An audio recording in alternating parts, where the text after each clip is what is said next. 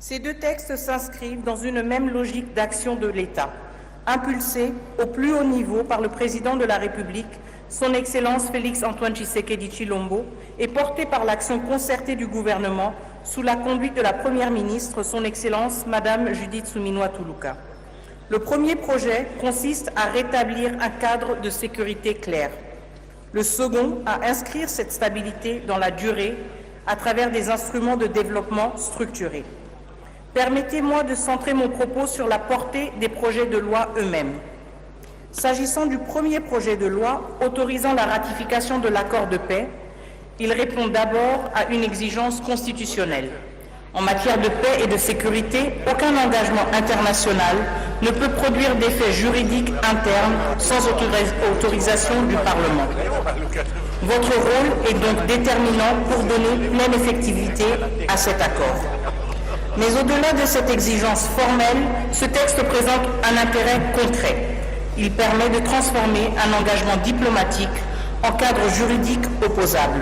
Cela signifie que les principes de cessation des hostilités, de respect de l'intégrité territoriale et les mécanismes de sécurité prévus ne restent pas déclaratoires, mais s'inscrivent dans un dispositif structuré, suivi et vérifiable. C'est un point essentiel, car l'enjeu n'est pas uniquement de conclure un accord, mais de créer les conditions de sa mise en œuvre. Ce projet de loi permet précisément d'encadrer cette mise en œuvre en donnant à l'État les bases juridiques nécessaires pour suivre les engagements, en apprécier le respect et, le cas échéant, en tirer les conséquences. Il contribue également à structurer les dimensions opérationnelles liées à la sécurité et à la protection des populations, notamment en ce qui concerne les conditions de retour des déplacés et l'accès humanitaire.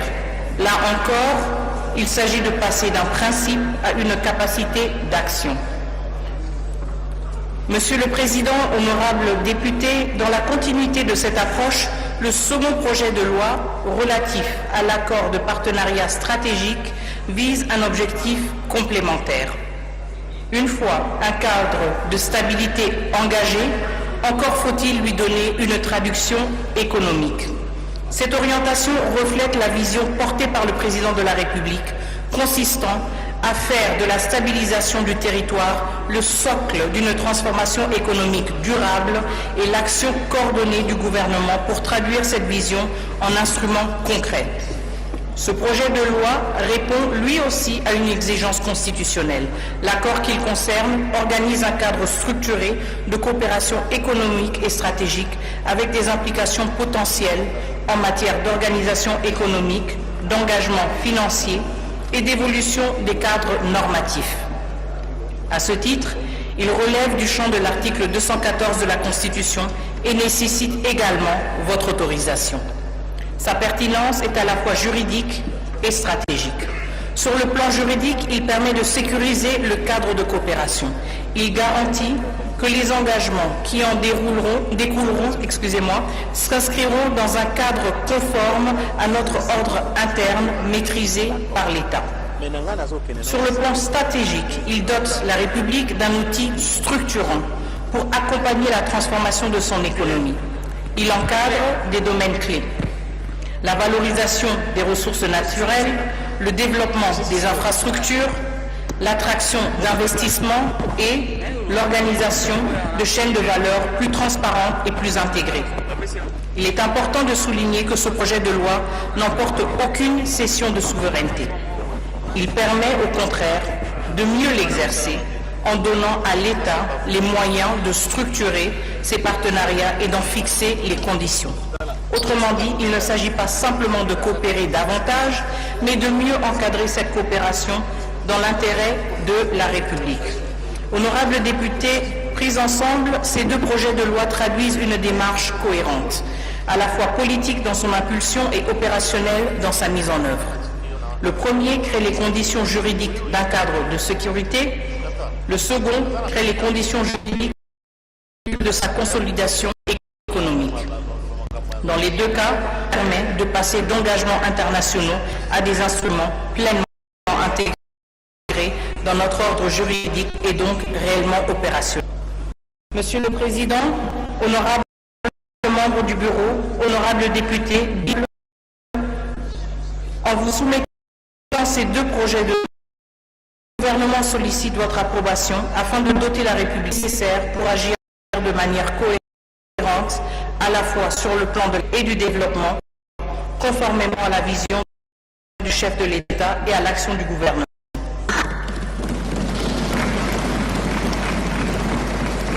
Nous vous remercions, Madame la ministre d'État, députés, chers collègues.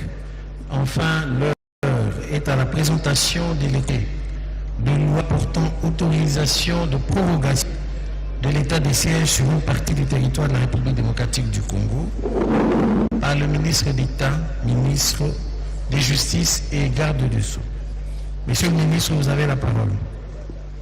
Ministre, mwana mboka Guillaume Ngefa utawo mambima bosembo ikola biso ya kukamata maloba para kosembola bongo likambo litali bongo bopesi mikozo na mitano likolo ya bonkonde tope bokonzi ya basoda na ngambo monyalikota bureau bituka biyebisa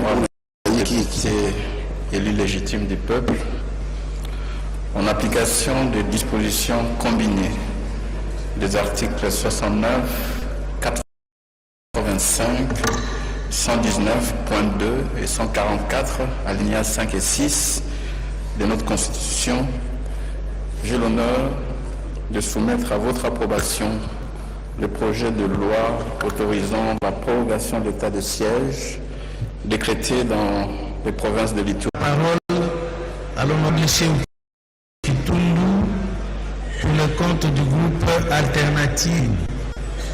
Honorable Kitundu, vous avez la parole.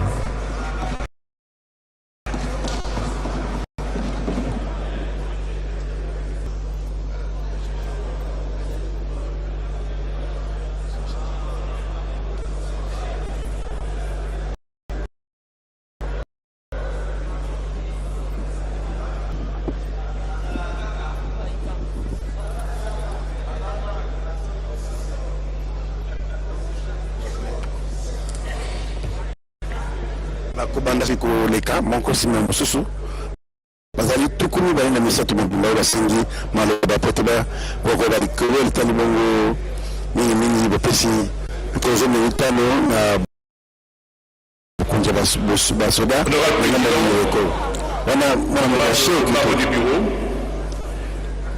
honorables députés et chers collègues, j'interviens sur la paix entre la République démocratique et le Rwanda. Auparavant, je tiens à saluer la présence des deux ministres d'État.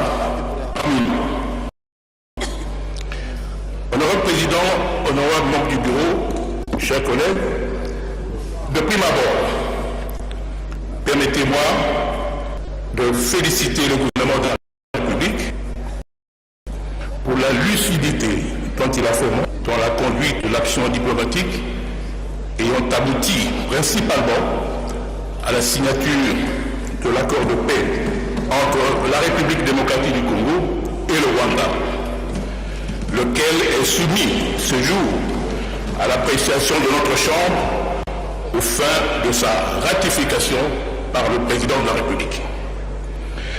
Honorables députés, chers collègues, point n'est besoin de rappeler que notre pays est victime de l'agression rwandaise en violation caractérisée des principes fondamentaux d'intégrité territoriale et de souveraineté nationale tels que consacrés dans les dispositions pertinentes de la Charte des Nations Unies, de l'acte constitutif de l'Union africaine et du statut de Rome.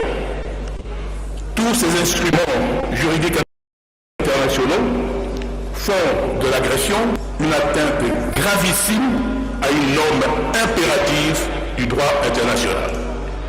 À cet égard, en vue d'un règlement durable de ce conflit interétatique, le Conseil de sécurité des Nations Unies, organe principal chargé du maintien de la paix et de la sécurité internationale, a adopté à l'unanimité la résolution 2773 en vertu du chapitre 7 de la Charte des Nations Unies, laquelle pose des obligations contraignantes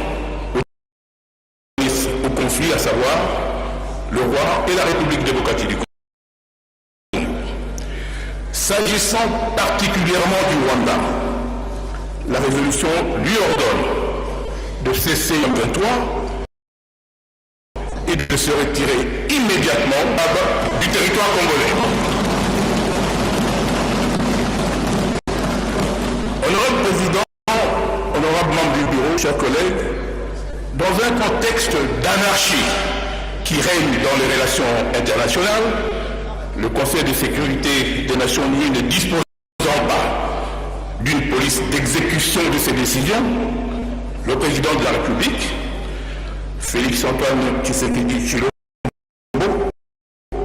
face à la mauvaise foi du Rwanda, l'exécution de ses obligations, a dû ingénieusement et complémentaire, en l'occurrence, celle de Doha et de Washington, en vue de la mise en œuvre de la résolution 2773 qui constitue une feuille de route principale pour sortir de l'impasse actuelle. Ainsi donc, l'accord de paix entre la République démocratique du Congo et le Rwanda examiné aujourd'hui par notre Chambre ne saurait être réduit à un texte ordinaire. Il représente pour nous un levier de pression diplomatique déterminante de la part des États-Unis. En effet, en sa qualité de médiateur et considérant sa prééminence sur le plan respectivement diplomatique, économique et militaire, les États-Unis du reste, membres permanents du Conseil de sécurité des Nations Unies, demeure le seul pays en mesure d'exercer dans le cadre de la diplomatie coercitive une influence décisive sur le Rwanda. C'est pourquoi autoriser la ratification de cet accord parrainé par les États-Unis constitue, en ce qui nous concerne, un acte de haute responsabilité parlementaire en vue de la restauration de l'autorité de l'État sur toute l'étendue du territoire national. Honorables députés, chers collègues, qu'à cela ne tienne, il appartient au gouvernement d'éclairer la lanterne de l'auguste Assemblée sur la manière dont il concilie les obligations découlant de la résolution 2773 du Conseil de sécurité et les engagements pris par les partis dans le cadre de cet accord. Car il s'observe amèrement une certaine léthargie dans l'exécution des obligations des partis, due notamment à l'interprétation cavalière de l'accord de Washington par la partie rwandaise, qui subordonne sans vergogne le retrait de ses troupes du territoire de la République démocratique du Congo à la neutralisation préalable des fameuses FDLR, au mépris de l'article 25 de la Charte des Nations Unies, qui instaure le caractère obligatoire des décisions du Conseil de sécurité à l'égard de tous les membres de cette organisation universelle. Ce comportement malicieux du Rwanda est de nature à générer un conflit artificiel entre la résolution 2773 et l'accord de Washington. Or, faut-il le rappeler, cet accord non seulement fait référence à la dite résolution, mais aussi participe de ce fait à sa mise en œuvre. En tout état de cause, le droit international consacre la primauté des obligations issues des résolutions du Conseil de sécurité sur celles découlant de tout autre accord international conformément à l'article 103 de la Charte des Nations Unies qui stipule en cas de conflit entre les obligations des membres des Nations Unies en vertu de la présente charte et leurs obligations en vertu de tout autre accord international, les premières prévalent. Dès lors, honorables députés, chers collègues, nous en appelons au gouvernement de fustiger toute manœuvre du Rwanda qui s'appuie astucieusement et à tort sur l'accord de Washington afin de tenter de s'exonérer de l'obligation qu'elle lui impose la résolution 2773, en l'espèce le retrait immédiat et sans condition préalable de ces troupes du territoire congolais. Chers collègues, vous êtes En définitive, honorable président, nonobstant cette pertinente observation, j'exhorte au nom du groupe parlementaire Alternative Living aux collègues ici présents de permettre au chef de l'État, par un vote unanime, à ratifier l'accord de Washington. Je vous remercie. Merci beaucoup, chers collègues. Je rappelle que vous avez été ministre des Affaires étrangères, impliqué dans la recherche et la solution à ce problème. Et je me réjouis du fait que vous reconnaissiez le caractère salutaire de cet engagement que la République a pris. À présent, c'est le tour de ensemble avec l'honorable Moussao. Le professeur Moussao, il est là.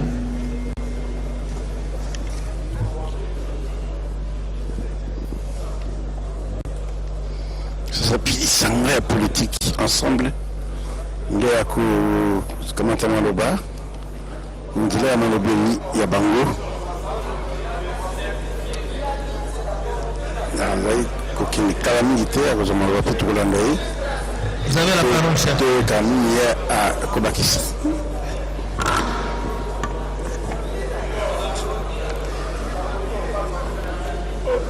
Honorable président de l'Assemblée nationale, honorable membre du bureau,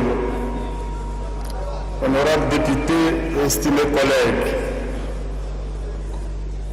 je prends la parole aujourd'hui sur une question qui engage profondément l'avenir de notre nation, à savoir les partenariats stratégiques conclus entre les États-Unis d'Amérique et la République démocratique du Congo. Ce partenariat, tel qu'il nous est présenté, honorable président, est porteur de beaucoup d'espoir.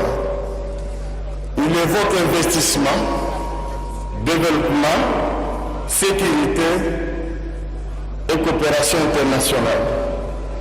Sur le principe, honorable président, nous ne pouvons qu'y souscrire car notre pays a besoin de partenaires, de capitaux, de technologies et d'ouverture. Mais, honorable président de l'Assemblée nationale,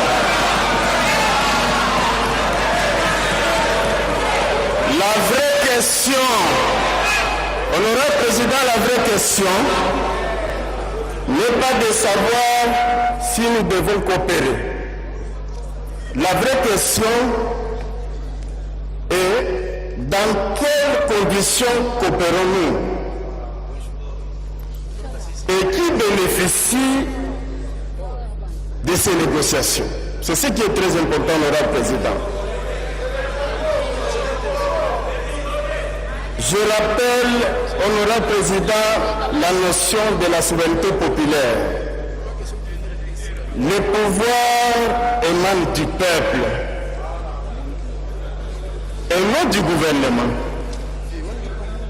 Le gouvernement de la République, notre gouvernement, est tout simplement un simple mandataire et non propriétaire de la République. Il est gestionnaire temporaire de la République, la souveraineté appartenant au peuple qu'il exerce via ses représentants que nous sommes, ou encore par référendum.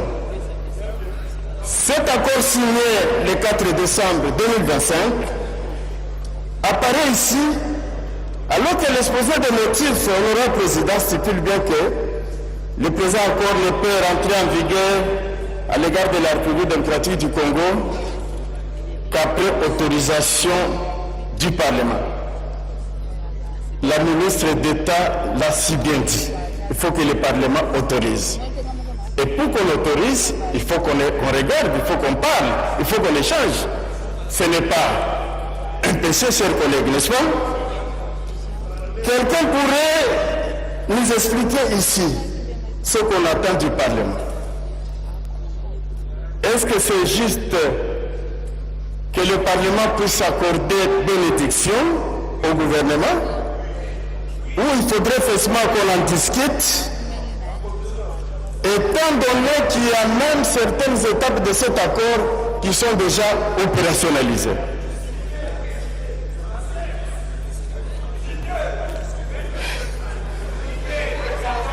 Que je chute, s'il vous plaît. Honorable Président, les Congolais nous regardent, nous les parlementaires, bien entendu. Les Congolais s'interrogent.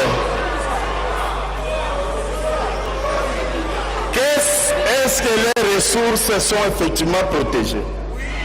Est-ce que les ressources seront protégées dans le cadre de cet accord? Est-ce que leur avenir est garanti? La République démocratique du Congo, chers collègues, est entrée dans ce partenariat dans une position structurellement déséquilibrée. S'il vous plaît, avec une élite politique Vous restez 1 minute. très déséquilibrée, la classe politique congolaise très déséquilibrée, avec des institutions faibles devant les multinationales.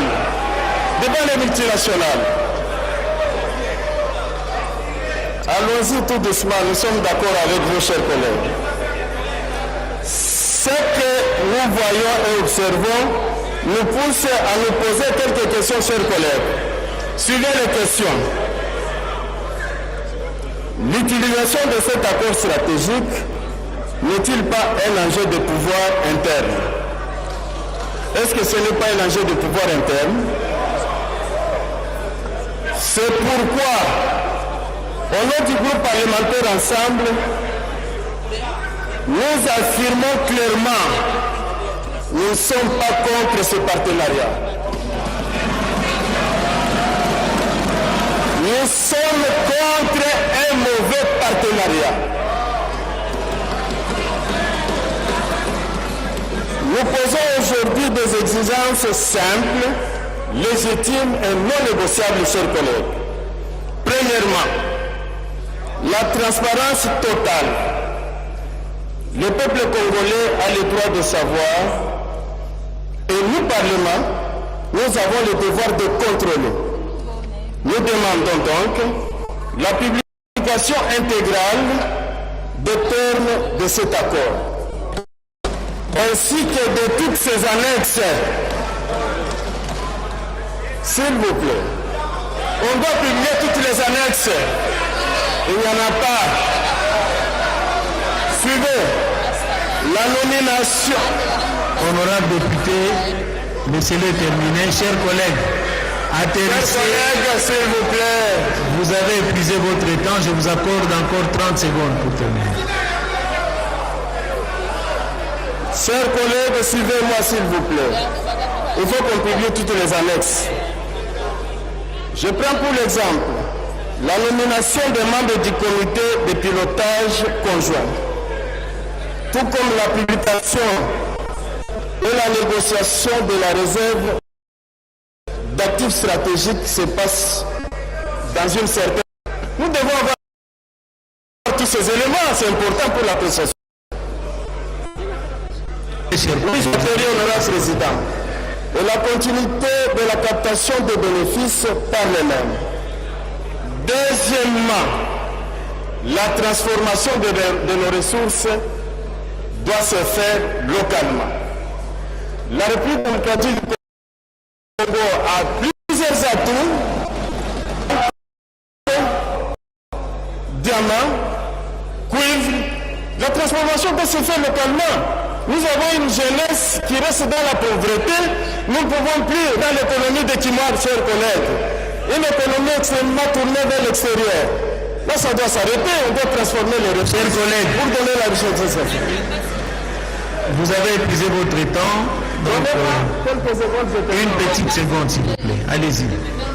Troisièmement, honorable président, on a besoin de retombées telles que cela a été décrit par madame la ministre d'État. On a effectivement besoin qu'à la suite de ces accords qui est l'électricité, qui est les infrastructures, qui est l'emploi. Voilà les indicateurs effectivement observables, chers collègues. Quatrièmement, le respect de notre souveraineté, ça a été dit, mais que cela ne reste pas en théorie. Non, s'il vous plaît. Enfin, permettez-moi, chers collègues, de dire ceci. Nous sommes pour cet accord. Nous ne sommes pas contre cet accord, mais nous avons besoin d'un accord qui est négocié par un gouvernement debout, pour un Congo fort, pour que la vie démocratique du Congo puisse en sortir grande. Je vous remercie, honorable président. Merci beaucoup, chers collègues. Votre intervention est véritablement républicaine dans la mesure où, bien qu'étant de l'opposition, vous n'êtes pas opposé à cet accord. Vous avez évoqué des préoccupations qui sont partagées par nous tous ici et il nous appartiendra bien sûr en commission d'assortir l'examen de ces deux textes par des recommandations qui vont dans le même sens. Donc merci d'avoir rejoint la voix du peuple à travers votre intervention. À présent, la parole à l'honorable Mayo Mambeke. Honorable député Mamboga Mayo, Bodo Mayo, Akamatama Saipi, Pekanis. Honorable Mayo Malamu, Honorable Moi Mingi Pe Malamu, Tebeta Rosembo, la Makango, Nalolenge Bukoki. Honorable Président, je vous remercie pour la parole. Honorable Président, honorable membre du bureau, honorable députés nationaux et très chers collègues. Je voudrais commencer d'abord par féliciter notre gouvernement qui a fait un travail, qui a battu un travail de titan sous le leadership du président de la République, son Excellence Félix Antoine Tshisekedi Tshilombo. Est bien debout, contrairement à ce que j'ai entendu ici. Le gouvernement est bien debout. Si quelqu'un n'a pas Dieu pour le voir, les yeux comme nous voient que le gouvernement est bien debout. Madame passe d'un avion à un autre pour négocier et ce sont des accords importants. Il ne faut pas confondre les choses. Le gouvernement signe, mais sa signature ne confère pas la force exécutoire sans la ratification, sans une loi de ratification du Parlement. Et c'est ce que le gouvernement fait. Donc le gouvernement respecte scrupuleusement la Constitution. Le gouvernement a négocié, le gouvernement a signé. Maintenant, c'est à nous de ratifier. Il peut arriver que nous on refuse de ratifier. À ce moment-là, l'accord ne s'applique pas. Or, nous ici, après avoir lu personnellement, je crois que c'est un excellent travail qui appelle la ratification de notre Chambre. Je veux donc à la fin inviter les collègues à ratifier les deux accords présentés par Madame la ministre d'État, ministre des Affaires étrangères, dans l'intérêt de notre pays.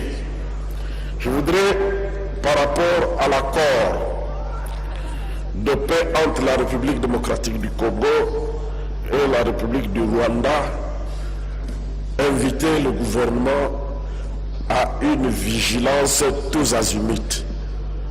Parce que nous connaissons la partie avec laquelle nous signons. Nous connaissons ses vraies intentions. Ses vraies intentions, c'est de ronger une partie de notre territoire national. C'est l'objectif, c'est la finalité. Le reste n'est que du bluff. Alors, je voudrais recommander d'être vigilant, de ne pas les pieds sur la montée en puissance des forces armées de la République démocratique du Congo. Il faut continuer à financer, à équiper, à motiver nos forces armées. Il ne faut pas croire, en tout cas moi je ne suis pas naïf, pour penser que parce que nous allons ratifier cet accord, le Rwanda va nous laisser naïfs. On dit que qui veut la paix prépare la guerre. Donc c'est ma recommandation au gouvernement par rapport à cet accord. Ne lâchez pas prise par rapport à la montée en puissance de nos forces armées de la République démocratique du Congo. Ça, c'est un impératif absolu. Alors, je voudrais savoir, poser une petite question par rapport au texte, Madame la ministre d'État, au 3e paragraphe,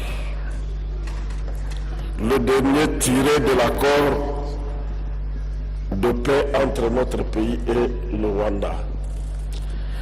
Lorsque vous dites l'accord plutôt, ce n'est pas vous, la mise en place d'un cadre d'intégration économique régionale, la mise en place d'un comité de surveillance conjointe aux fins de la mise en œuvre effective du présent accord ainsi que le règlement des différends. Et c'est le terme règlement pacifique. On ne l'a pas omis. Dans les textes, on parle pacifique. Moi, s'il n'y a pas de très bien que on est pacifique, là-dedans, ce serait mon amendement à l'exposé des motifs de ce projet, au projet de loi sur la coopération avec les États-Unis d'Amérique. Mais c'est une très bonne chose. Nous avons souffert dans ce pays depuis que beaucoup de pays avaient arrêté la coopération avec les nôtres. Nous avons pataugé, nous étions seuls. Mais voilà que le président de la République, avec son gouvernement, nous amène un accord de coopération. Est-ce que c'est interdit? C'est une très bonne chose. Et nous devons saluer le gouvernement pour ça. J'ai regardé, il parle d'autres annexes. Mais si l'opposition détient d'autres annexes, il faut nous les démontrer, il faut les amener. Nous nous sommes saisis par ce texte, nous croyons qu'il est complet. On nous dit,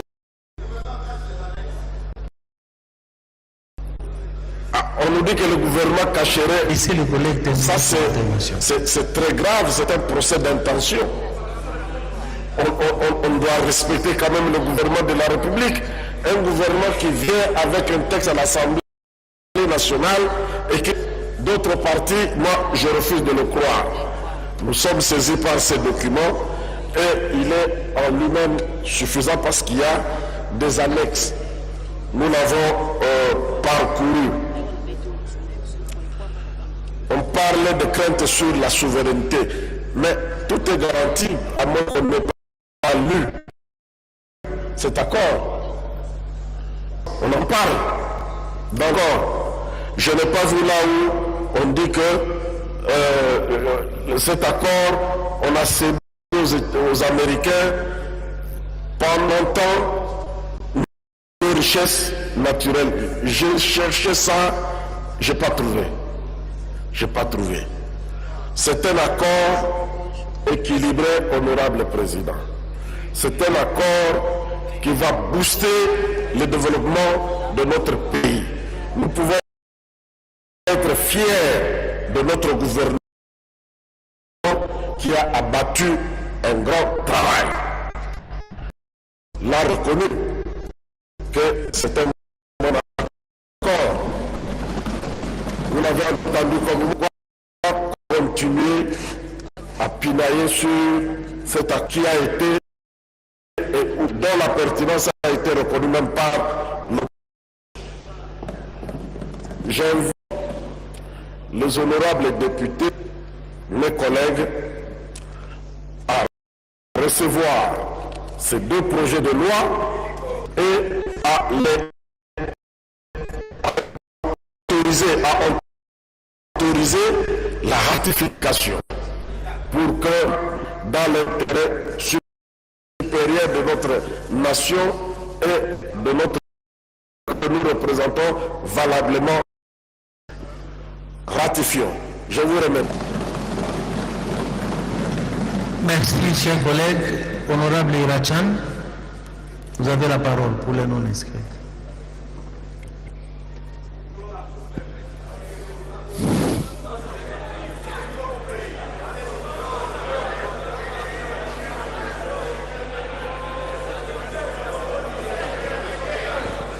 Laissez les non-inscrits s'exprimer aussi, s'il vous plaît.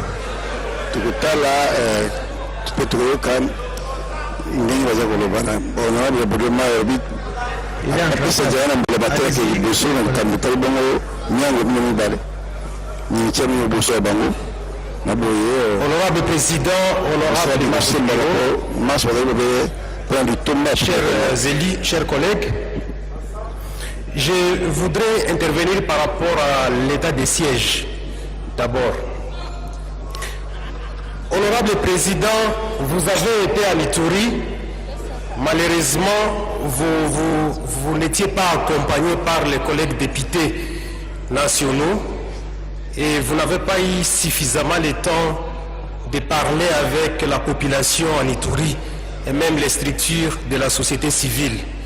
Nous avions beaucoup regretté et nous sommes en train de penser que vous allez reprogrammer une mission pour que nous puissions aller ensemble décortiquer la situation sécuritaire sur place dans la province de l'Ituri. Je voudrais rappeler à l'Assemblée plénière que les morts en Ituri et dans le Nord Kivu souvent passent inaperçus. Les chiffres aujourd'hui sont minimisés. Je vais vous donner l'exemple en fait des derniers massacres que nous avons connus dans les territoires de Mambasa, où les pays étaient plus préoccupés à célébrer notre qualification. Je salue les léopards en passant. Mais à ce moment-là, il y avait les deuils à l'Est. Plus de 70 personnes massacrées, tuées. Et notre chaîne nationale, la RTNC, ne diffuse même pas une information de ce genre, honorable président.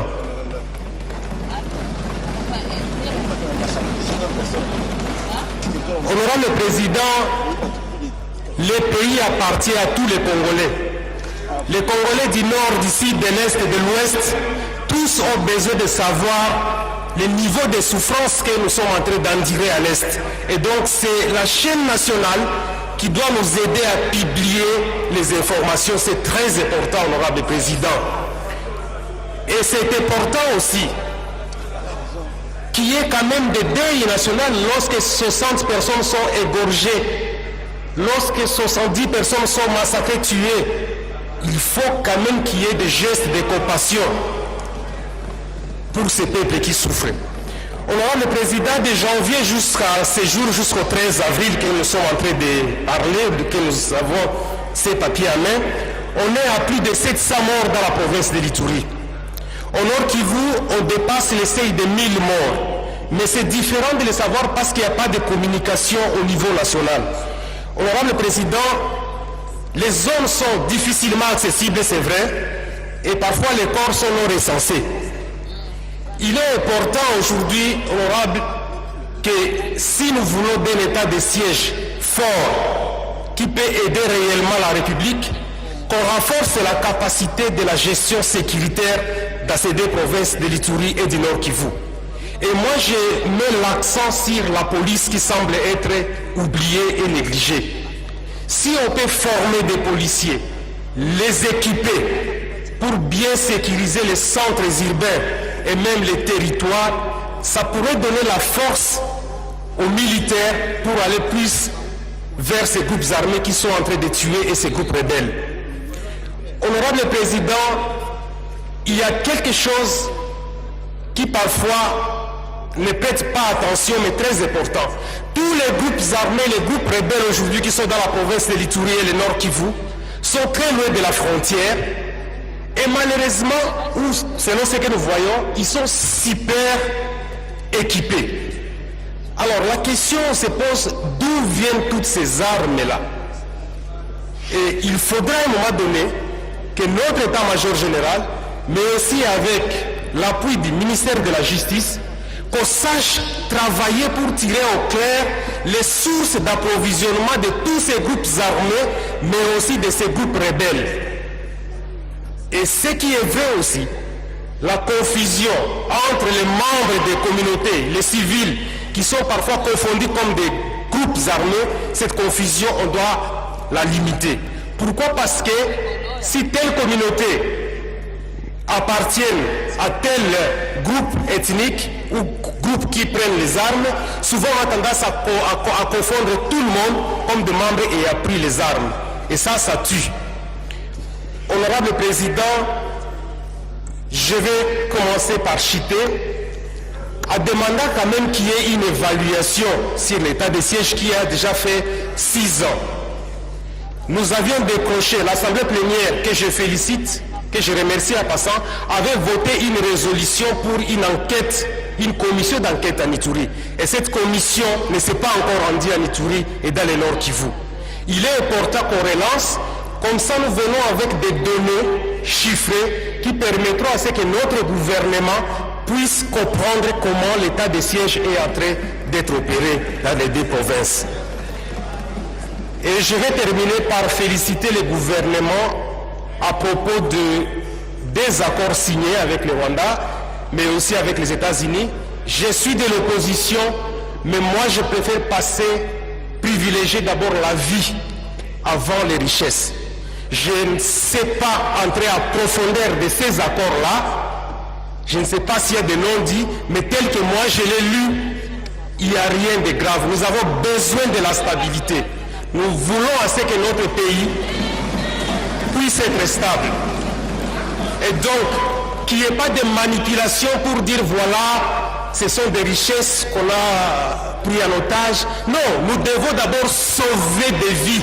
Nous devons arrêter avec la guerre. Et donc, je remercie le gouvernement pour cela. Merci, honorable président.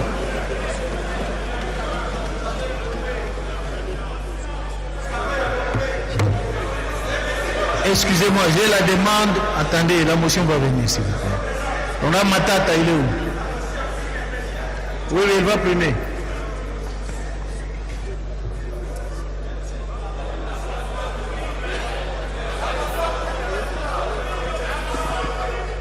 Tolanda.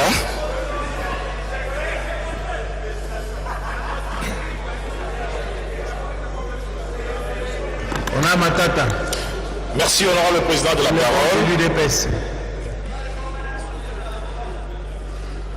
Honorable président, honorable membre du bureau, honorable député, chers collègues. Nous avons devant nous 3 projets de loi. Je commencerai par le débat général sur l'accord de paix entre le Rwanda et la RDC et l'accord de partenariat stratégique entre le gouvernement de la RDC et des États-Unis. Honorable Président, comment 2 pays qui ne sont pas en guerre pouvaient arriver à signer un accord de paix? Parce que le mensonge rwandais était que nous avions des problèmes congolais. Mais il a fallu le génie de Félix-Antoine Tshisekedi Tshilombo, ces patriotes qui a tant aimé le Congo et l'a démontré, pour sortir de sa cachette le Rwanda et le mettre devant la scène internationale et les contraindre à signer un accord de paix. À travers cet accord de paix, il est donc clairement établi que les marionnettes qui disaient défendre les intérêts congolais ne peuvent que se cacher derrière le Rwanda. Donc, le Parlement, en autorisant la ratification de cet accord, participe à ce processus de paix. Processus d'ailleurs pour lequel nous saluons la dextérité, la performance, la sagacité de la ministre d'État, ministre des Affaires étrangères, qui s'est battue sur tous les fronts pour que finalement l'épopée rwandaise puisse s'estomper et que ces troupes puissent même se retirer de certaines villes dont Uvira. Concernant l'accord d'intégration économique régionale, le modèle européen nous montre qu'on peut se battre un temps, se détruire mutuellement et dans un deuxième temps participer à une collaboration mutuellement bénéfique. Je pense qu'il s'agit ici d'une sagesse à mettre en place, également dans la sous-région de Grand Lac, pour aboutir finalement au rôle prépondérant de la RDC tel qu'annoncé par Frantz Fanon dans sa célèbre phrase « L'Afrique a la forme de revolver dont la gâchette se trouve au Congo ». Avec le déclenchement d'une coopération mutuellement bénéfique, la RDC a la possibilité de rayonner sur l'étendue de la sous-région d'Afrique centrale et de la sous-région d'Afrique australe. Honorable Président, honorable député, chers collègues, l'accord de partenariat stratégique entre les États-Unis et la RDC est une véritable trouvaille, une véritable technologie de développement. Comme vous le savez, en 1960, accédant à l'indépendance, la RDC avait 9600 industries. Lors de l'élaboration du plan directeur d'industrialisation, la RDC n'a compté que 525. Ça montre qu'on a connu un processus de désindustrialisation criant. Et c'est cette désindustrialisation qui s'accompagne de tout ce que nous avons. L'urbanisation désordonnée, ça signifie donc l'exode de toutes les zones industrielles vidées de toute production vers les quelques villes qui sont restées encore viables. Une minute, honorable Matata. Monsieur l'honorable Président, à travers cet accord qui proclame par ailleurs le respect de la souveraineté de la RDC, de son intégrité territoriale, de ces minéraux critiques, nous pensons que l'inscription ou l'insertion de la RDC dans les chaînes de valeur mondiales, ces chaînes de valeur que nous connaissons milliardaires, nous allons avoir par effet de ruissellement beaucoup de développement également à noter dans le cadre de notre pays.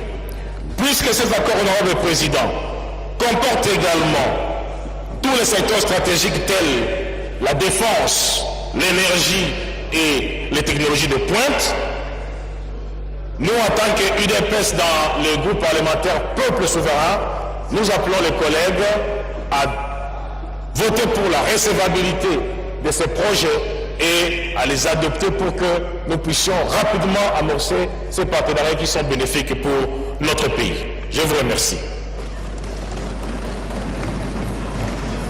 Honorable, quelle motion?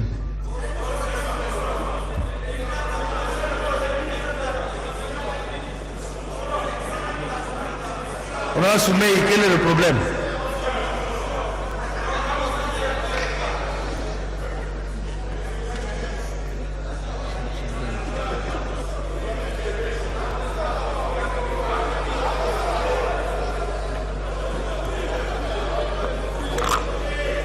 Les gars, Moulin. Honorable Soumey, allez-y. Dites-nous de quelle motion il s'agit. Merci, Président. J'interviens par motion incidente, conformément aux dispositions pertinentes de l'article 82, alinéa 7 de notre règlement. Honorable Président, l'histoire retiendra que c'est pour la première fois dans cet hémicycle de voir, depuis l'avènement de la démocratie bien sûr, de voir les députés de l'opposition se succéder dans ce perchoir pour féliciter le président de la République pour les efforts consentis.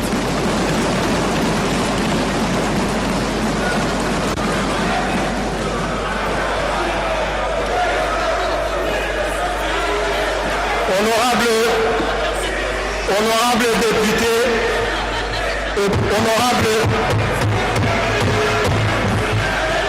Chers collègues, laissez-le poursuivre.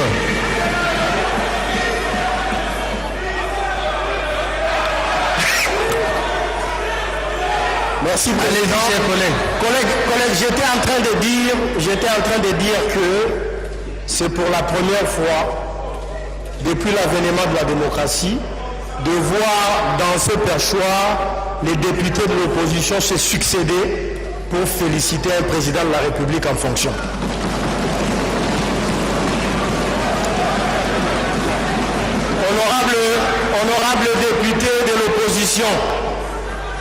Honorables députés de l'opposition, trouvez ici l'expression de notre fair play. C'est cela l'opposition républicaine. Il est ici question des intérêts de notre pays. Et je vous en félicite. Et donc, honorable président, au regard de cela, je juge inutile que l'on continue les débats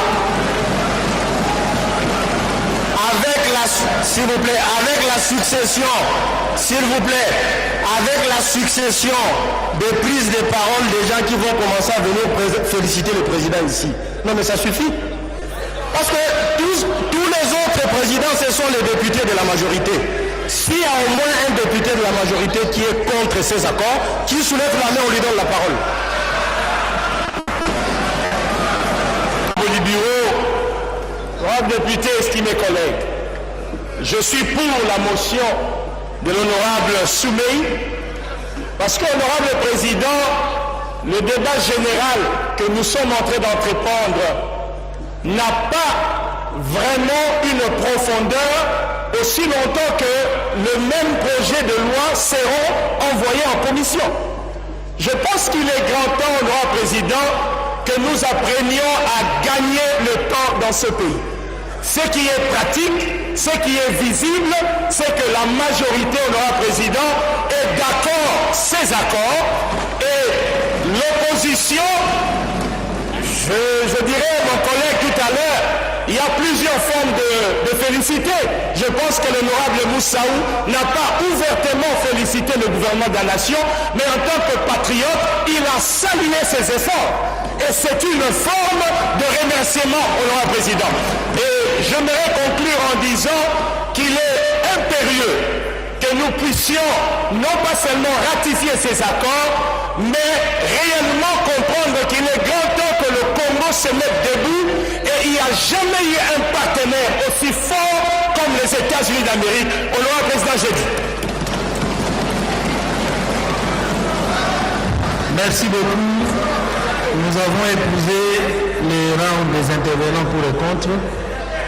Nous pouvons soumettre la motion de l'honorable Soumey au vote comme l'exige notre règlement intérieur. Qui sont pour la motion de l'honorable Soumey? Qui sont contre? Qui s'abstiennent? La motion de l'honorable Soumey est adoptée. Ceci met fin donc au débat sur les trois textes de loi. Et nous allons donc inviter au perchoir Madame la ministre d'État, ministre des Affaires étrangères, de la coopération internationale et de la francophonie, en vue de répondre aux quelques préoccupations qui étaient exprimées par les honorables députés. Madame la ministre, vous avez la parole. Sasa hivi mama Wagner kaikwamba kujasusu maloba kwa kusembola bongo na di topiku ya mapesa bia na bisenge ni bia bogisu baba mibeko na tima na miango ya mibeko mibale ni shabi na mesa et kusema sabiso des États-Unis au sabiso pe na Rwanda.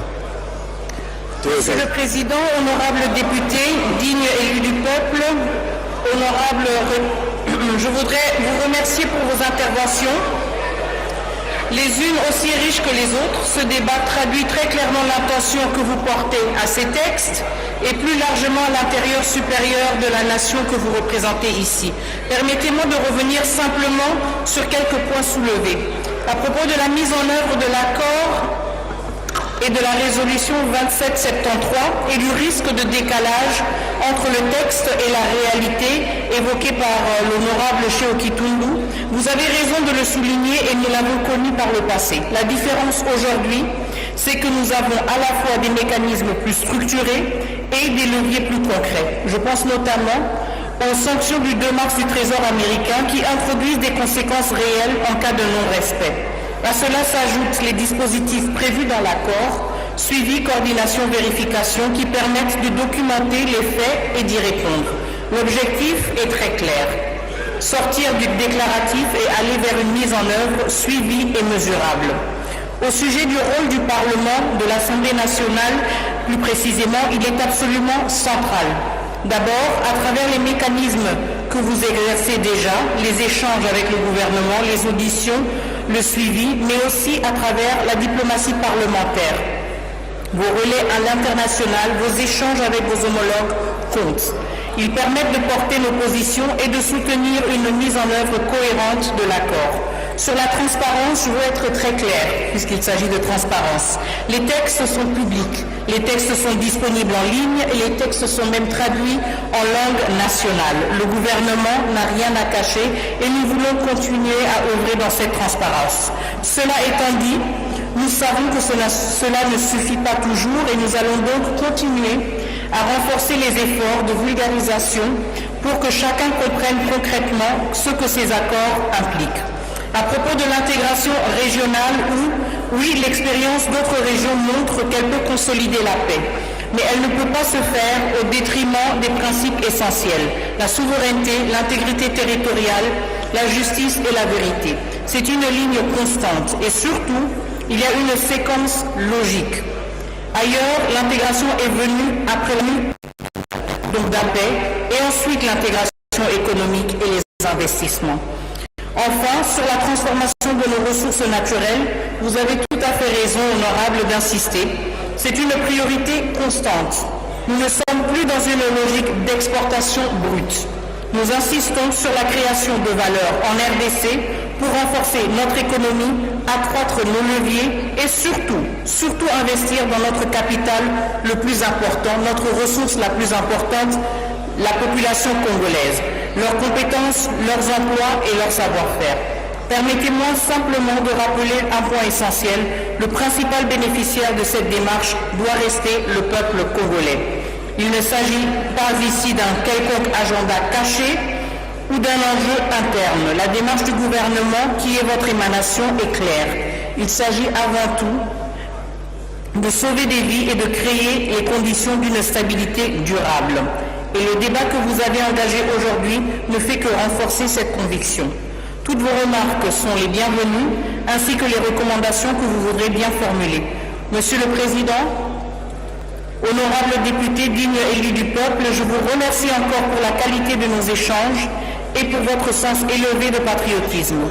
Je reste bien entendu disponible pour poursuivre ces discussions, notamment en commission, afin d'avancer ensemble de manière constructive. Je vous remercie de votre attention. Merci.